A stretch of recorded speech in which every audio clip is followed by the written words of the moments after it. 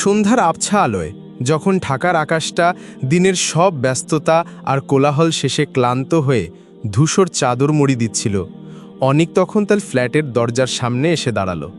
তার কাঁধে ছিল অফিসের বাদামি চামড়ার ব্যাগ, যার ভেতরে ল্যাপটপ আর ফাইলের ভারের চেয়েও বেশি ভার ছিল সারাদিনের মানসিক চাপের। কপালে জমে থাকা বিন্দু বিন্দু ঘাম আর কুঁচকে থাকা ভ্রু সবই জানান দিচ্ছিল এক অসহ্য ক্লান্তির। কিন্তু এই সব কিছুর ঊর্ধ্বে তার মনে ছিল কেবল এক চিলতে শান্তির খোঁজ। সেই শান্তি মানেই রিয়ার মুখ, তার চোখের তারায় ঝিলমিল করা সেই হাসি, যা অনিকের সব ক্লান্তি এক নিমিষে শুষে নেওয়ার ক্ষমতা রাখে। সে কলিং বেল চাপল। পরিচিত সুরটা বেজে উঠতেই দরজার ওপাশ থেকে কোনো সাড়া এলো না। কয়েক মুহূর্তের নীরবতা। অনিক আবার বেল চাপল, এবার একটু বেশি সময় ধরে। তার বুকের ভেতরটা কেমন যেন করে উঠল। রিয়া তো কখনো এত দেরি করে না। সে কি ঘুমিয়ে পড়েছে নাকি কোনো কাজে ব্যস্ত? হাজারটা চিন্তা তার মাথায় ঘুরপাক খেতে শুরু করল। অবশেষে দরজাটা ক্যাচ করে খুলে গেল। দরজায় রিয়া দাঁড়িয়ে, তার পরনে একটা সাধারণ সালোয়ার কামিজ, চুলগুলো এলোমেলো করে খোঁপা করা। কিন্তু অনিকের চোখ আটকে গেল তার মুখে। সেখানে সেই চিরচেনা আলোটুকু নেই, সেই হাসিটা যা অনিকের দিনের সেরা মুহূর্ত, তা আজ অনুপস্থিত। তার বদলে আছে এক গভীর অচেনা নিস্তব্ধতা, যেন শান্ত দিঘির জলে কেউ একটা বিশাল পাথর ফেলে দিয়েছে, আর তার ঢেউ মিলিয়ে যাবার পর চারপাশটা থমথমে হয়ে গেছে। সব ঠিক আছে তো? অনিক ভেতরে ঢুকতে ঢুকতে জিজ্ঞেস করল। তার গলার স্বরে ছিল সারাদিনের ক্লান্তি আর এক রাশ উদ্বেগ। রিয়া কোনো উত্তর দিল না, কেবল আলতো করে মাথা নাড়ল। সেই মাথা নাড়ানোর অর্থ হ্যাঁ, না, নাকি অন্য কিছু, কিছুই পরিষ্কার হলো না। সে নীরবে দরজাটা বন্ধ করে দিল। তার চলার ভঙ্গিতেও ছিল এক ধরনের জড়তা। অনিকের জন্য অপেক্ষা না করেই সে সোজা রান্নাঘরের দিকে চলে গেল। অনিক ব্যাপারটা ঠিক বুঝল না। সে ভাবল হয়তো কাজের চাপে বা অন্য কোনো কারণে রিয়ার মন ভালো নেই। এমন তো মাঝে মাঝে হতেই পারে। তাই সে আর কিছু না বলে সোফায় শরীরটা এলিয়ে দিল। জুতো খুলতে খুলতে সে বসার ঘরের চারদিকে তাকালো। সব কিছু পরিপাটি, গোছানো। টি টেবিলের ওপর রাখা ফুলদানিতে কালকের আনা রজনীগন্ধাগুলো শুকিয়ে গেছে। রিয়া এগুলোকে এখনও ফেলেনি দেখে তার অবাক লাগলো। রিয়া ফুল খুব ভালোবাসে। একটা ফুল শুকিয়ে গেলেও সে মন খারাপ করে, আর আজ পুরো তোড়াটাই মলিন হয়ে আছে। কিছুক্ষণ পর রিয়া এক গ্লাস জল নিয়ে এলো। অনিকের হাতে গ্লাসটা দেওয়ার সময় তাদের আঙুলে সামান্য স্পর্শ হলো। রিয়ার হাতটা বরফের মতো ঠান্ডা লাগলো অনিকের। ধন্যবাদ, অনিক বলল। রিয়া কোনো জবাব না দিয়ে আবার রান্নাঘরে ফিরে গেল। অনিকের ভেতরের অস্বস্তিটা এবার বাড়তে থাকলো। সে বুঝতে পারছিল কিছু একটা গড়বড় হয়েছে, কিন্তু কি তা সে কিছুতেই ধরতে পারছিল না। রাতের খাবারের টেবিলেও সেই একই দৃশ্য। রিয়া নীরবে খাবার বেড়ে দিল। অনিকের প্রিয় আলু ভাজি আর ডাল, কিন্তু আজ কোনোটারই স্বাদ সে পাচ্ছিল না।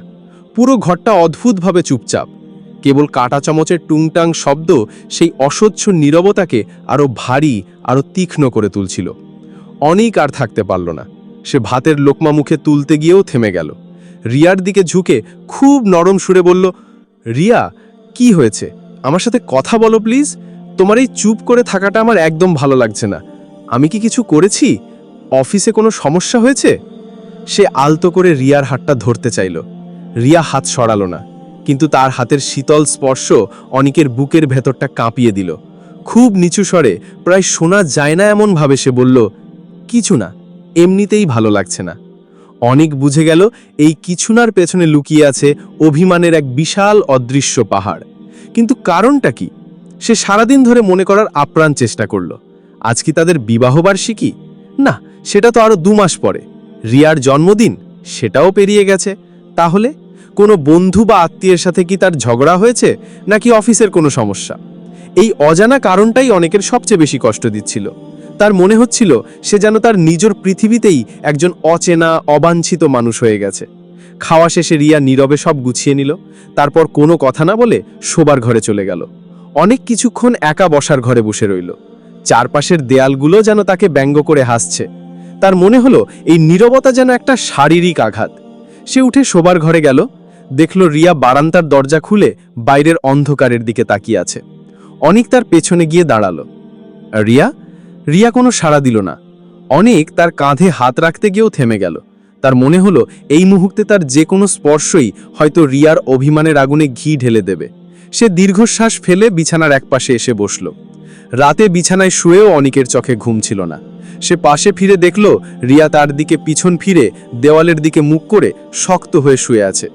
দুজনের মাঝে কয়েক ইঞ্চির দূরত্ব, কিন্তু অনিকের মনে হচ্ছিল এই দূরত্ব যেন কয়েক আলোকবর্ষের সমান। রিয়ার ভারী নিঃশ্বাসের শব্দ যেন আজ অন্যরকম শোনা যাচ্ছে। অনিকের মনে হলো এই নীরবতা যেন হাজারটা চিৎকারের চেয়েও বেশি যন্ত্রণাদায়ক। সে খুব সাবধানে রিয়ার কাঁধে হাত রাখতে চাইল, কিন্তু ভয়ে পারল না। যদি রিয়া আরও রেগে যায়? অসহ্য লাগছিল তার। সে চোখ বন্ধ করল। স্মৃতির পাতাগুলো এক এক করে উল্টাতে লাগলো। তার মনের ভেতরে হাজারটা ছবি ভেসে উঠছে। তাদের সম্পর্কের শুরুটা তো এমন ছিল না। রিয়া ছিল পাহাড়ি ঝর্ণার মতো চঞ্চল, সারাক্ষণ কথা বলতো, হাসতো। তার হাসিতে যেন চারপাশ আলোকিত হয়ে যেত। আর অনিক ছিল শান্ত, গভীর নদীর মতো। ভার্সিটির এক সাংস্কৃতিক অনুষ্ঠানে তাদের প্রথম দেখা। অনিক ছিল অনুষ্ঠানের আয়োজন কমিটির সদস্য, মঞ্চের পিছনে ছোটাছুটি করছিল।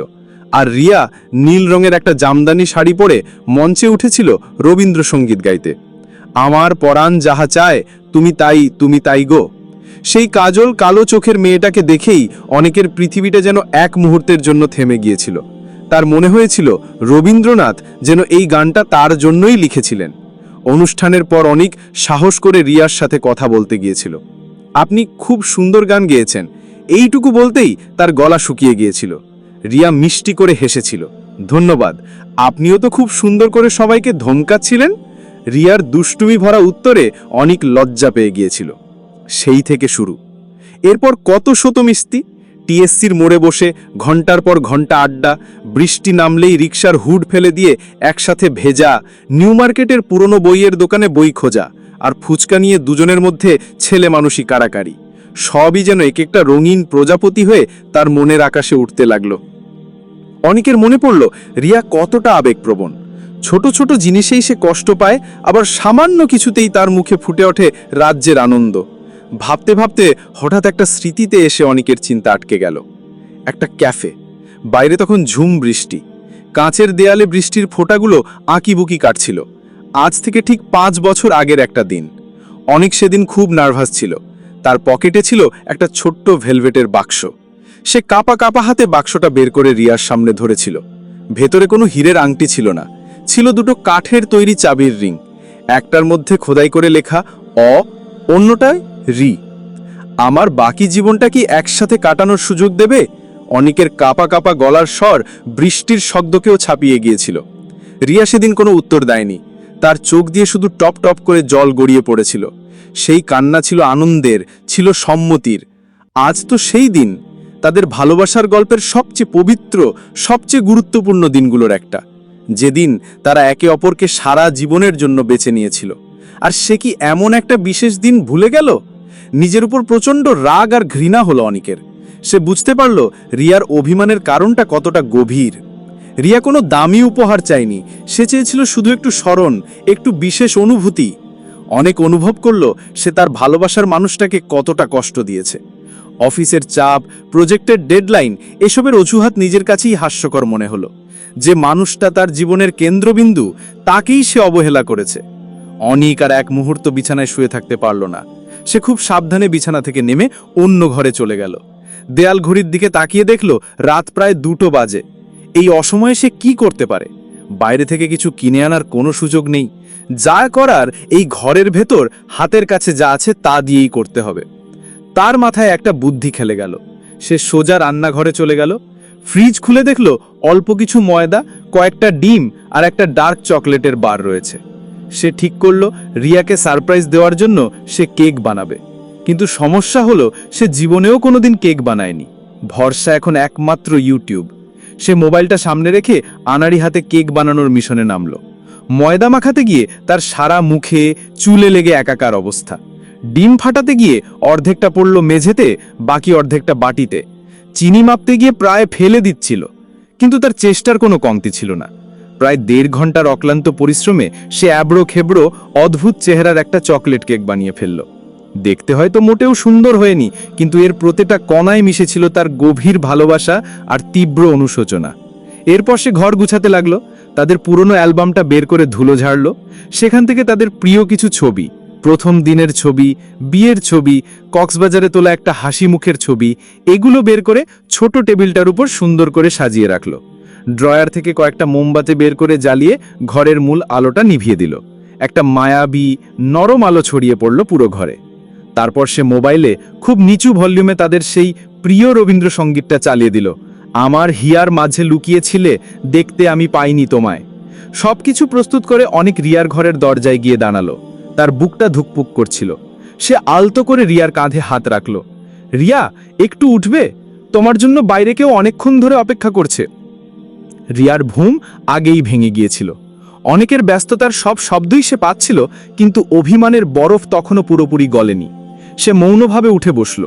অনিক তার হাত ধরে খুব সাবধানে